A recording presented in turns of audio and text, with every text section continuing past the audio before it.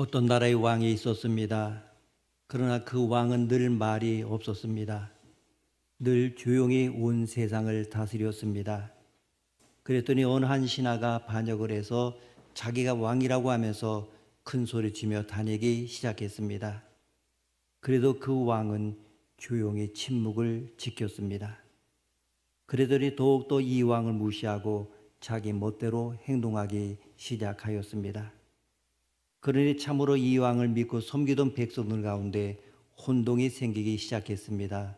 그것은 과연 누가 진짜 왕이며 누구에게 충성을 바쳐야 하는 것인가 하는 것입니다. 그때 왕은 한 충성된 신하를 불러서 조용히 한마디 말을 했습니다. 그것은 때를 기다리고 참으라는 것이었습니다. 이 한마디의 말로 왕의 백성들은 안심했습니다. 아직 우리 왕은 건재하시구나.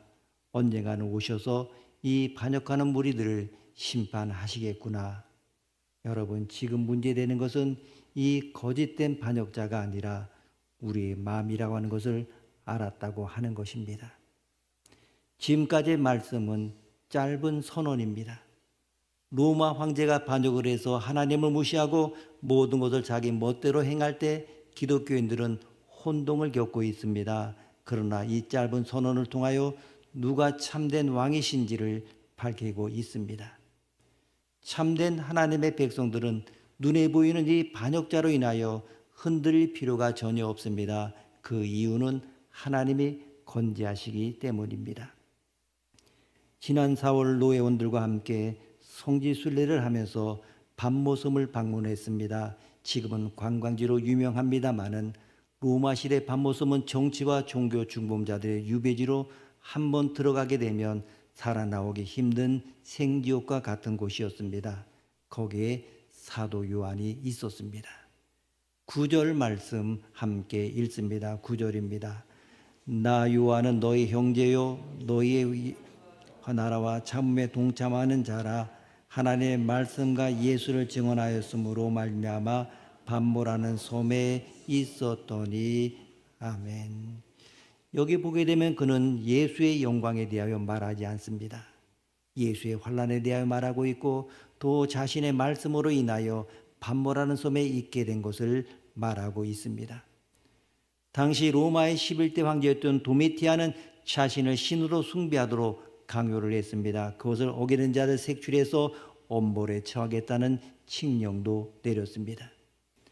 당시 그리스도를 섬길 것인가 로마 황제를 섬길 것인가 양자택일을 했을 때에 많은 그리스도인이 예수 그리스도만을 믿고 섬기기로 작정하였고 이 일로 인하여 엄청난 순환을 당해야만 했습니다. 이때 사도 요한은 에베소에서 사역 중이었습니다. 그는 참신은 오직 하나님과 예수 그리스도 한 분뿐임을 가르쳐 왔기 때문에 당연히 황제 숭배를 거절했고 그 결과 밤매섬으로 유배가 되었습니다. 당시 그는 90세가 넘는 고령이었습니다. 전승에 의하면 이 밤모섬이 돌산이었기 때문에 이 섬에 끌려온 자들은 낮에는 채석장에서 돌을 깨는 일에 동원되었다고 합니다. 사도 요한은 노구에도 불구하고 사망의 음침한 골짜기 같은 밤모섬에 끌려와서 강제 노역을 하며 유배 생활을 하고 있었습니다. 그럼에도 사도 요한은 의기소침해 있지 않았습니다. 그는 당당하게 수신자들에게 자신을 소개했습니다. 나 요한은 너희 형제요. 정말 그리스도의 고난에 동참하고 있는 성도들에게 나 요한은 너희 형제요라고 말하고 있습니다. 만일 요한이 고난을 두려워하여 신앙을 접었다고 하면 이렇게 당당할 수 있었겠습니까? 사도 요한은 대사도입니다. 사도 중에 제일 마지막까지 살아서 하나님 말씀을 전했습니다. 예수님이 십자가에서 돌아가시기 직전에 육신의 어머니 마리아를 부탁했던 사람이기도 합니다. 최후의 만찬에서 예수님의 품에 의지하여 누워 있을 만큼 예수님을 사랑했던 그였습니다. 이런 요한이 자신을 가리켜서 너희 형제요라고 하며 겸손하게 표현한 것입니다. 너희는 자신과 같이 황제 숭배를 거절하여 극심한 고난 가운데 있는 그리스도인들을 지칭합니다. 사도 요한은 자신을 사도라 칭하지 않고 너의 형제라 이렇게 칭한 것은 자신이 함께 예수의 환난과 고난에 동참하고 있기 때문입니다. 구절을 다시 보면 나 요한은 너희 형제요 예수의 환난과 나라와 참음에 동참하는 자라 말씀하고 있습니다. 원문을 보게 되면 형제와 동참하는 자가 하나의 관사로 묶여져 있습니다. 예수님 때문에 환난을 받고 하나님의 나라를 위해 고난에 동참하는 자가 고난받는 자의 형제가 될 수가 있습니다. 초대교회에서 예수 그리스도의 피로 말미암아 새롭게 구성된 하나님의 권속들을 지칭하는 용어로 형제를 사용하기 시작했습니다. 그러나 예수 그리스도 안에서 진정한 형제가 되려면 형제가 당하는 고난에 동참하는 자가 되어야 합니다. 그러니 단순히 교회에 다닌다고 해서 누구나 형제자매가 되는 것이 아닙니다. 오랫동안 구역 모임하고 남녀 손교회를 하고 소그룹 모임해도 예수의 고난에 동참하거나 다른 지체가 겪고 있는 고난에 함께 참여하지 않으면 진정한 형제자매가 될 수가 없습니다. 진정한 주님의 몸된 공동체가 되려면 함께 그리스도의 고난에 참여하고 다른 지체가 겪고 있는 아픔과 고난에 함께 참여하여야 됩니다. 믿음의 공동체 안에 혹은 여러분이 다니는 직장 직원들 중에 어려움을 당한 사람이 있다면 고난에 함께 참여하여 슬픔을 나누는 것입니다. 그러면 이전보다 훨씬 더 마음을 터놓고 함께 할 수 있는 사람이 될 것입니다. 그 사람이 예수를 믿는 사람이라고 한다면 그리스도 안에서 진정한 형제가 될 수 있을 것입니다. 자신을 향하여 너의 형제라고 말했던 이 사도 요한은 더 나아가서 예수님의 환난과 나라와 참음에 동참하는 자라 이렇게 자신을 칭하고 있습니다. 예수님과 하나님 나라를 위하여 고난받는 자신을 참음에 동참하는 자라 한 것입니다. 여기서 참음이라고 하는 것은 세상 사람들이 말하는 참음이 아닙니다. 보통의 참음이 무엇입니까? 화가 치밀어 오르지만은 어쩔 수 없이 참는 것을 말합니다. 내 힘으로 해결할 수 없는 그 한계 상황 때문에 참는 것입니다. 그러나 지금 사도 요한이 언급하는 참음은 스스로 동참하여 참는 것입니다. 당시 사도 요한이나 성도는 눈 한번 딱 감고 황제 숭배에 동참하면 얼마든지 환난과 핍박을 피할 수 있었습니다. 여러분, 일제 강점기 때 많은 목사와 성도가 신사 참배는 우상 숭배가 아닌 국민 의례라고 주장하며 신사에 절을 했던 것을 여러분 기억하십니까? 그런 것처럼 황제에 대한 숭배는 우상 숭배가 아니라 관습이고 황제에 대한 예우라며 얼마든지 스스로 합리화할 수 있었습니다. 하나님만이 참 신이시며 예수님만이 나의 왕이라는 신앙을 포기하면 구태여 고난을 받지 않아도 됩니다. 하지만 이 사도 요한과 초대교회 성도들은 달랐습니다. 그들은 예수 그리스도와 하나님 나라를 위하여 적극적이고 능동적으로 이 고난에 동참했습니다. 자기 스스로 이 고난을 선택했던 것입니다. 그들은 자신이 당한 고난 때문에 하나님을 원망하지 않았습니다. 초대교회 성도는 예수를 믿는다는 이유만으로 원형 경계장에 끌려가 굶주린 사자의 밥이 되고 불에 태워 죽임을 당하기도 했습니다. 많은 믿음의 성도가 황제 숭배를 거절함으로 평생 카타콤과 같은 지하묘지, 지하동굴에 거주를 했습니다. 태어나 한 번도 바깥 세상을 구경하지 못하고 그곳에서 죽은 자들도 많습니다. 그러나 그들은 하나님을 원망하지 않았습니다. 스스로 그 고난에 동참했기 때문입니다. 도리어 베드로가 그리스도의 고난에 참여하는 것을 즐거워하라고 했던 것처럼 그리스도의 고난에 참여하는 것을 즐거워했습니다. 서머나 감독이었던 폴리캅도 화형을 당하기 전에 예수를 한 번만 부인하라고 하는 그런 요구를 받았습니다. 하지만 그는 이렇게 말을 남기고 순교했습니다. 그분은 한 번도 나를 부인하지 않으셨는데 내가 어떻게 나를 모든 악에서 지켜주시고 나를 구원하신 나의 왕을 부인할 수 있겠습니까? 이렇게 사도 요한과 초대교회 성도는 스스로 고난에 동참하였기에 고난받는 것을 부끄러워하지 않았습니다. 그래서 죽음의 섬 사망의 음침한 골짜기 같은 곳에 유배를 당하여 왔지만은 굴하지 않고 당당하게 자신을 나 요한은 나의 형제요 예수의 환난과 나라와 참에 동참하는 자라 이렇게 했던 것입니다. 이처럼 인생의 풍랑을 만났을 때 참음에 동참하며 바로 그 순간 들려오는 하나님의 말씀이 얼마나 큰 위로가 되는지 모릅니다. 시편 119편 50절 말씀 보면 이 말씀은 나의 고난 중에 위로라 주의 말씀이 나를 살리셨기 때문이니이다. 아멘. 시편 기자는 주님의 말씀이 자신에게 위로가 되었고 언약의 말씀이 고난을 이겨낼 수 있는 힘이 되었다 이렇게 고백합니다. 인생을 살다 보면 가파른 길, 험한 길을 만날 때가 있습니다. 숨이 차 헐떡거릴 때가 있습니다. 그때 너희가 감당하지 못할 고난은 허락하지 않으신다는 그 말씀이 얼마나 큰 위로가 됩니까? 고린도전서 10장 13절 말씀 보면 사람이 감당할 시험 밖에는 너희가 다한 것이 없나니 오직 하나님의 미쁘사 너희가 감당하지 못할 시험 당함을 허락하지 아니하시고 시험 당할 즈음에 또할 피할 길을 내사 너희로 능히 감당하게 하시느니라. 아멘. 인생을 살다가 이해되지 않는 일을 만날 때 모든 것이 합력하여 선을 이루게 하신다는 말씀이 얼마나 큰 위로가 됩니까? 로마서 8장 28절 말씀 보면 우리가 알거니와 하나님을 사랑하는 자 곧 그 뜻대로 부르심을 입은 자들에게는 모든 것이 합력하여 선을 이루느니라. 아멘. 두려워 떠는 자들에게는 이렇게 말씀하십니다.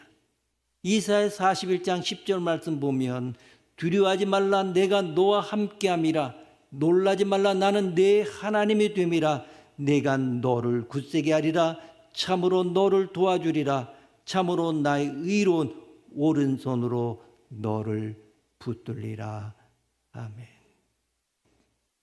죽음을 앞둔 자들에게는 내가 너희를 위하여 거처를 예비하러 가노니 가서 너희를 위하여 거처를 예비하면 내가 다시 와서 너희를 내게로 영접하여 나 있는 곳에 너희도 있게 하리라는 이 말씀보다 더 큰 위로가 되는 말씀은 없을 것입니다. 이렇게 모든 성도가 매일 하나님이 주시는 그 말씀을 통하여 큰 위로를 받고 회복의 은혜를 경험하며 살았습니다. 우리 모두 이렇게 매일 하나님이 주시는 말씀을 통하여 위로받고 새 힘을 얻으며 살아야 하는 것입니다.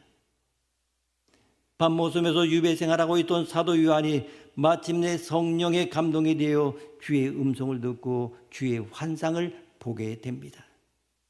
밤모섬에는 산 중턱에 요한이 계시를 받았다고 하는 계시의 동굴이 있습니다. 당시 사도 요한은 90이 넘은 나이에 낮에는 채석장에 나가 일하고 밤에는 이 동굴에서 생활을 했습니다. 그 와중에 성령의 감동이 된 것입니다.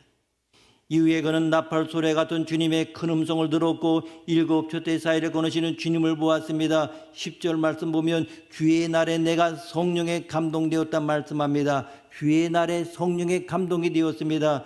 우리는 성령에 감동되는 것을 여러 가지 측면에서 생각할 수가 있습니다. 가장 중요한 것은 성령에 의한 깨달음입니다. 우리는 보통으로 미련한 사람들이 아닙니다. 하나님께서 아무리 말씀하셔도 알아듣지 못합니다. 그런데 성령께서 우리 안에 깨달음을 주셔서 하나님의 말씀이 이해되기도 하시고 이것이 자신에게 적용되게 하십니다. 사도 바울은 에베소 교인들에게 지혜와 계시의 정신을 주사라고 말씀하셨습니다. 이것은 깨달음을 말합니다. 그는 지금 이방인의 신분에서 개종한 지 얼마 되지 않았기 때문에 모든 것을 가볍게 알고 있었습니다. 바울은 복음 안에 들어있는 축복이 도대체 얼마나 엄청난 것인지를 알기를 원한다고 말씀하고 있습니다. 그들은 지금 예수를 믿는다고 하면서도 그 안에 들어있는 축복을 헌시작처럼 알기도 하고 예생활로 돌아가고 있습니다. 그래서 그들을 향하여 좀 깨달음을 주었으면 좋겠다고 하는 것입니다. 이것이 신앙의 위대함을 붙드는 출발점입니다. 우리가 하나님의 말씀을 깨닫는 것은 성령께서 우리의 지각을 깨우시기 때문입니다. 이것이 바로 성령의 감동입니다. 또 다른 하나는 우리가 지각으로만 깨닫는 것이 아니라 우리 인격이 성령께 깊이 잠기는 것입니다. 마치 스펀지에 물이 가득 배는 것처럼 우리 안에 성령이 충만하게 임하시는 것입니다. 그때는 흥분이 있습니다. 정말 이 마음에 기쁨이 있습니다. 무엇인가 행동할 수 있는 힘이 생깁니다. 그러나 이렇게 된다고 해서 성장이 필요 없다는 것은 아닙니다. 성장하면 성장할수록 성령께서 미치는 강도는 더 커질 것입니다. 작은 그릇은 금방 충만해집니다. 그러나 또 금방 고갈이 됩니다. 그릇이 커지면 더 많은 의지적인 순종을 해야 충만함을 느낄 것입니다. 그래서 신앙이 성장하면 성장할수록 더 많은 시간을 주님과 함께 나눠야 되고, 그리고 더욱더 자신의 기질을 다스려야 합니다. 성숙한 기질을 가지고 있으면서 자기 기질로 분노를 터뜨리면 그것을 수습하는 데는 말로 표현할 수 없을 것입니다.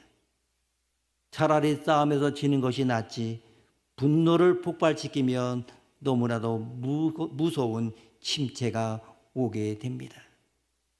그러나 여기서 요한이 성령에 감동되었다고 하는 것은 이런 문제와는 근본적으로 다른 것입니다. 이것은 그의 영적인 상태가 극도로 흥분되어서 비언어적인 방법으로 전달되는 하나님의 계시를 받을 정도로 예민해져 있고 흥분되어 있는 상태를 말합니다.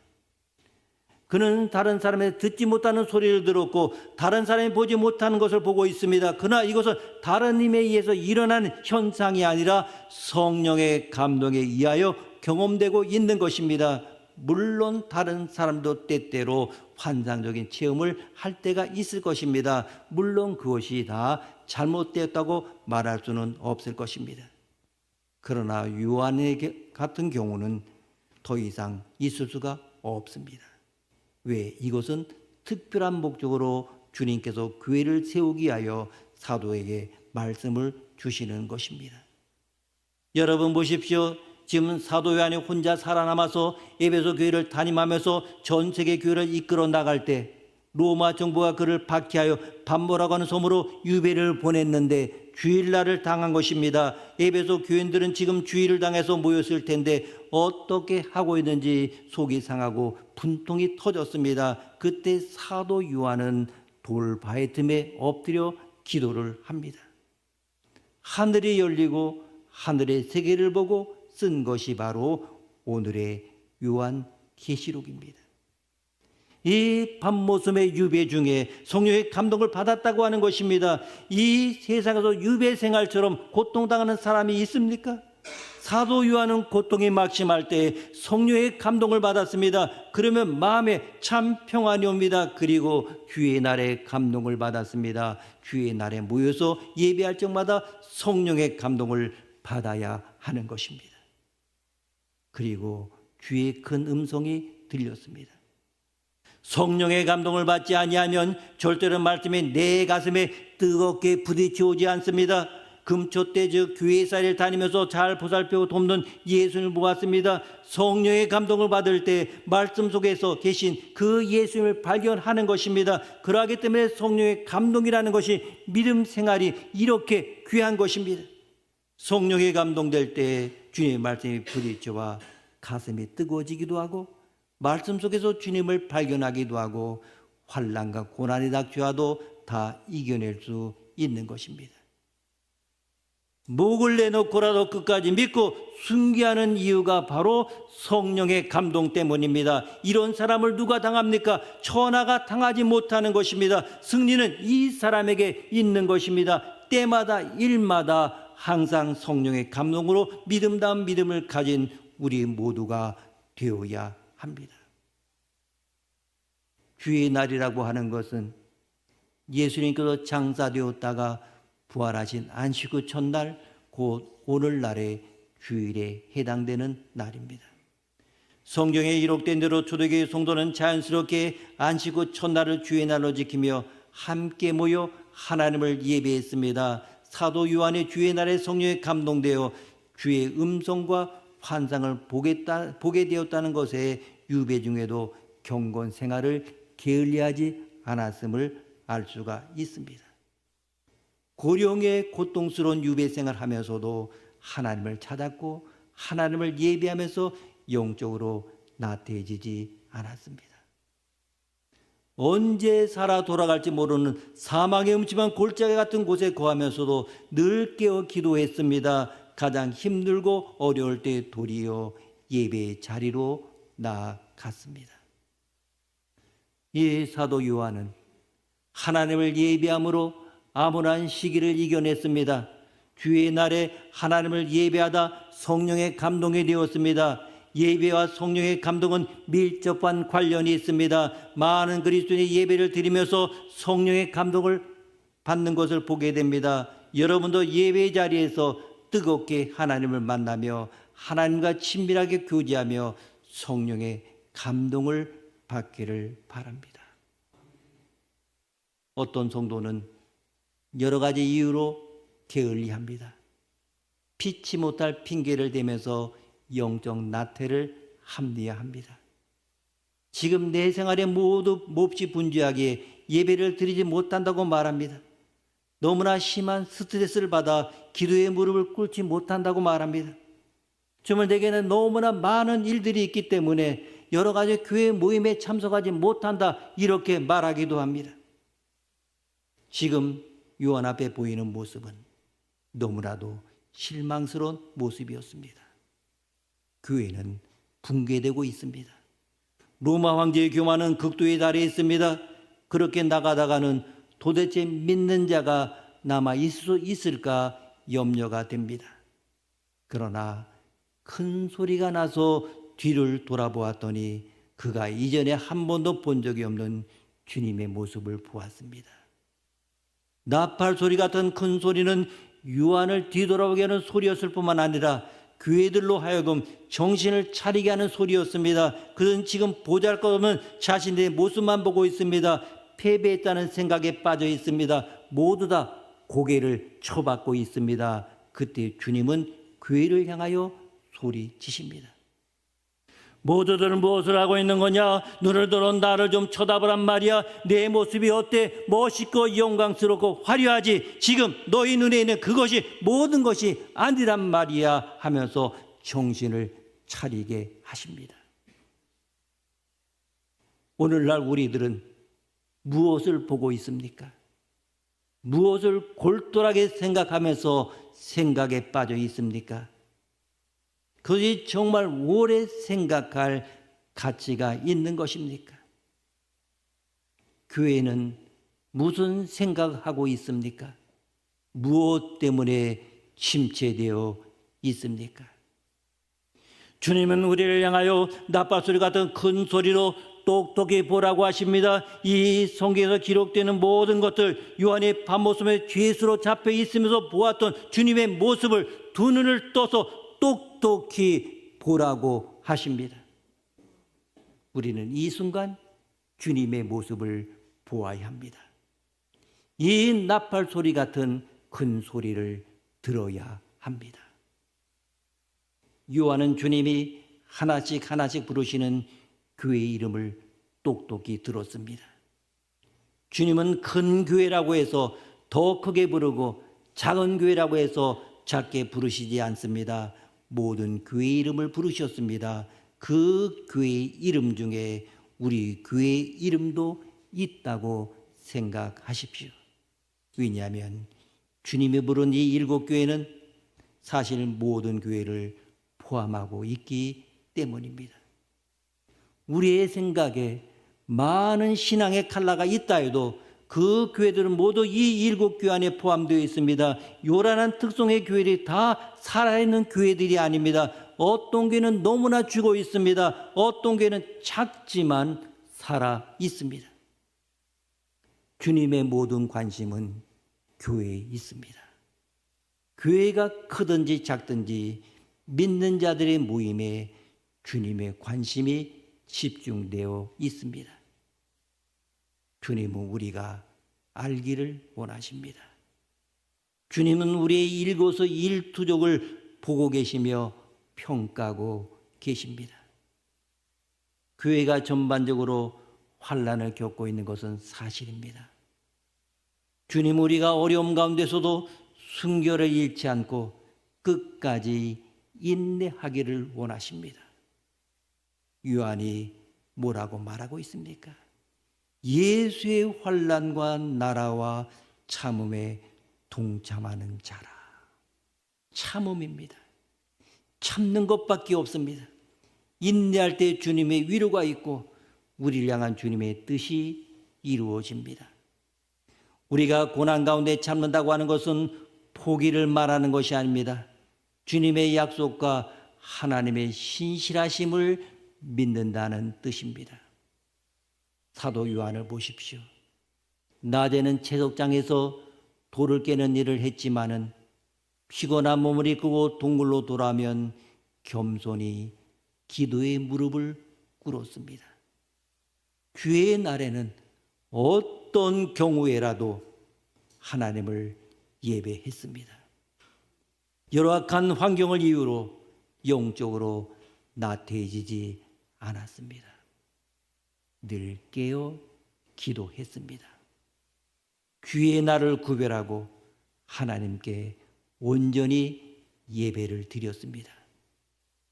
여러분도 상황과 환경에 굴복하지 않고 어떤 순간에도 늘 깨어 기도하며 주의 날에 온전히 하나님을 예배할 수 있는 성령의 사람들이 다 되기를 원합니다. 기도하시겠습니다. 거룩하신 하나님, 사도 요한이 밤모습에서 고난 중에도 성령의 감동을 받고 주님을 바라보며 흔들리지 않았던 것처럼 우리도 주님의 뜻을 따라 인내하며 흔들림 없이 믿음의 길을 걸어가게 하옵소서. 주님, 때때로 우리의 삶 속에 고난과 어려움이 찾아오지만 그 속에서도 참된 왕이신 주님을 믿고 의지하는 자들이 되게 하여 주옵소서. 우리의 눈을 들어 주님의 영광을 바라보게 하시고 세상의 유혹에 흔들리지 않고 예수님의 환난과 나라와 참음에 동참하는 자들이 되게 하여 주옵소서. 하나님, 우리의 연약함을 도우셔서 어떤 상황에서 주님을 예비하고 성령의 감동을 받아 기쁨과 평안을 누리며 끝까지 믿음을 지키게 하옵소서. 주님을 더 깊이 사랑하며 서로의 고난에 동참하는 진정한 믿음의 공동체로 세워 주옵소서. 존귀하신 예수님의 이름으로 기도드립니다. 아멘.